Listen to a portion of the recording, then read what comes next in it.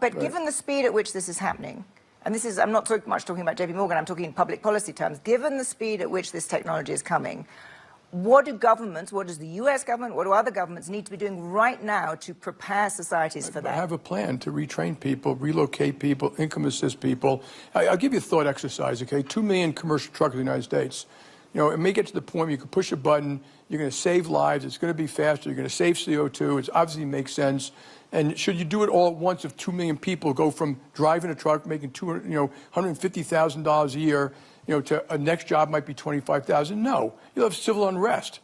So therefore, phase it in, retrain. How can you phase in AI? Just tell them you can't lay off 2 million truckers tomorrow.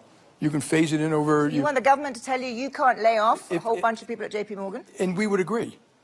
If we have to do that to save society, remember, it'll be more productive society. So society will have more production. We're going to cure a lot of cancers. You're not going to slow it down. How do you have plans in place to make it work better if, in fact, it does something terrible? And that's the only way to do it. And that should be done at the level of the government telling companies they cannot lay off? No, I think it should be done at more of a local level where someone says to a JPMorgan, we give you incentives to put in place to retrain these people.